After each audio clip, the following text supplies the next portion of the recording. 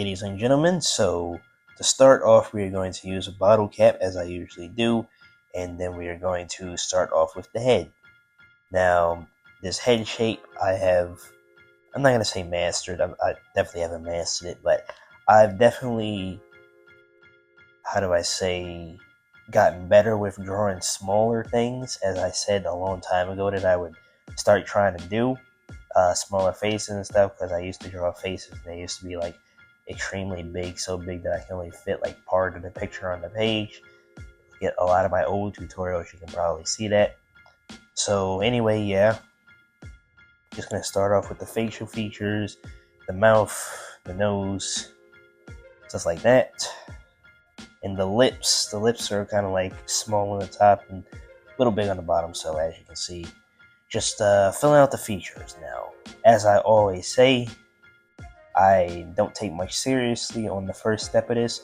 I have 3 steps in each drawing that I do, or most of the time when I'm drawing a character. First I start off with the sketching part where I'm sketching everything out where it's going to be, but I try to draw light enough so that I can erase, and dark enough so that when I erase it doesn't get lost, so I can still trace over it, because part 2 is tracing. And then part 3, which is I always emphasize is optional, is shading. Now, we're going to continue along with this, the hair and stuff, and the ears.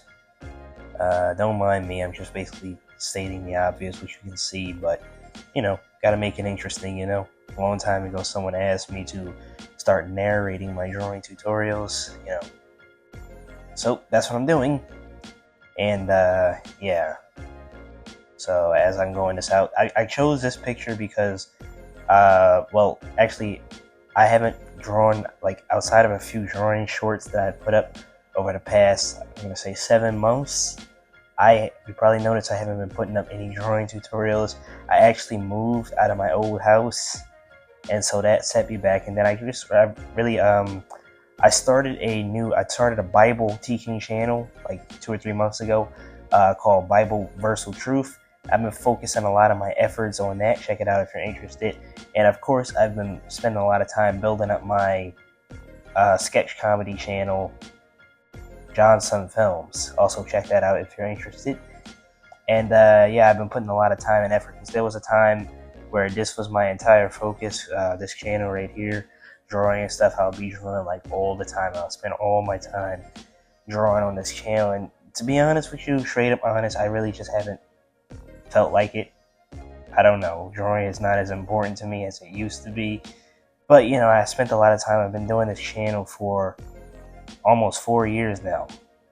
In fact, in 1 month it'll actually be 4 years that I've had this channel. So this channel is very special to me, and I definitely not gonna let it go. I just, I can't post on it like I used to, nor do I feel like doing so. But, Superman, the new Superman's coming out. And let me just say that honestly, I'm sad that Henry Cavill is gone. He was a great Superman. But honestly, I'm willing to give this new Superman a shot. And after seeing the trailers, the movie, I'm not going to lie, it looks fantastic. I know a lot of people can't accept the new Superman because they're upset about Henry Cavill, leaving. And I understand that. It's kind of like Thanos said, as long as there are those who remember what was, they can never accept what can be, if I quoted that right. And I understand if you feel like that. But honestly, I just think that we should give this new Superman and James Gunn's new DCU a chance. We can't just, judge it. I mean, you can if you want, but we can miss out, if we just judge it based on the fact that somebody else is gone or they're starting over. Now, if he starts to make movies and they suck, yeah, we can judge it that way, but to be honest, I think this is going to be a good thing. So I am 100% in, willing to give this a shot. Excited for a new Superman movie and to see what happens, what comes of this new DCU. And so, yeah. But I don't remember what I was initially saying, but as you can see, we're going over this drawing. Basically just filling out. I'm actually almost done. Oh yeah, I remember what I was saying now. I picked this pose because, it was easier getting started, like getting started this flying pose. It was pretty easy, but not easy because it still took me like all day to draw this picture. I don't know, it's just Pictures didn't used to take me that long to draw. It progressed over time, because if you look at my old tutorials going through, you see my tutorials used to be extremely simple, you know, childlike drawings, because I started this when I was 11. I didn't used to take shading or anything seriously, but then as I got older, I started taking more and more time, until now I basically try to copy like every detail on the page. So yeah, my drawings take a lot more, which is also why I usually don't do a lot of drawing anymore. But yeah, I did a little differently with the hair this time. I don't know. It's like every time I take a break from drawing, I always develop like a new style based on my old style, but I do something differently. So this hair, yeah, I did it differently, and I think it's better because I'm gonna be honest. I think the outcome of the second part is really good, so good that I was actually contemplating just leaving it like that. What I'm saying is, as I always say, you know, it's optional. Like if you're drawing along with me, you don't have to shade it. That's only if you want to, if you have the patience, because I'm going to be honest, shading is the hardest part of any drawing. But to be honest, this one really came out really good if you just want to leave it at the second part, which is basically going over everything. You see, I erased it. And here's a tip, I erase it using the side of the eraser, so that I erase it, but I don't erase like everything. I don't erase whole parts. Everything's pretty much still visible. I can easily go over that, and it won't be visible after I go over it. That's basically all we want to do. We want to erase so that we can make it look, you know, erase the sketchy, you know, the blueprint, and we want to build over that, you know what I'm saying? So yeah, we're just going to keep going here. Just going over everything. I'm speeding this part up. Not too much, to be honest.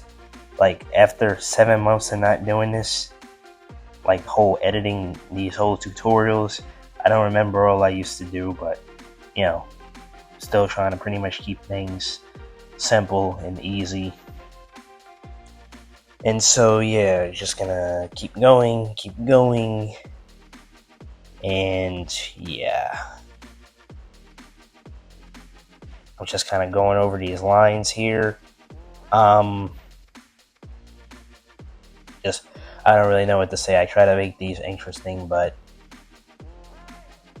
yes, sometimes I kind of just run out of things to say. But, oh yeah, this cape with the lines, you kind of just want to overlap it like you see me doing. You don't need to take it too seriously, because the way that these lines are in the cape, like the wrinkles, it looks good that way. And the good thing is, like, the shading part, when I get into the shading, there's a lot of darkness, like right now. So here's a tip. I said this before, but I'm going to say it again. When you shade, when I used to shade pictures, I used to basically leave them the way they were, like the reference pictures in color.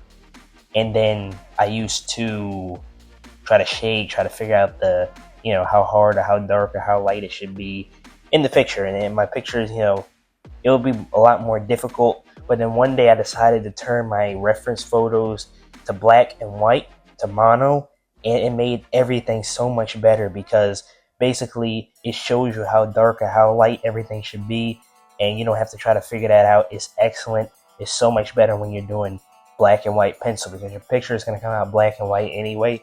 So you kind of want a reference photo that's black and white, so that it can kind of do the work for you, and all you got to do is copy to the best you can. So, little tip from me, and like I said, this is good because there's a lot of black shadowing. And yeah, I'm so glad that I could speed this up, because this video will be a long time, you know.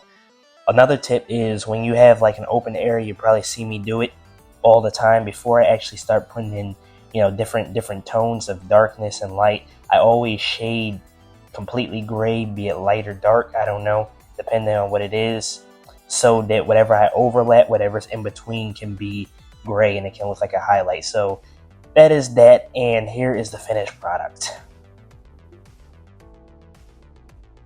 Alright guys, thank you so much for watching this tutorial. I really hope you enjoyed it. If you did, please consider subscribing. And also, in my Shadow the Hedgehog drawing video, I did say that I'll be drawing a couple more Sonic 3 drawings, because Sonic 3 had just come out. So I'll see what I can do about that, and I'm going to go now. I'm going to see about repairing my walls. See you in the next video.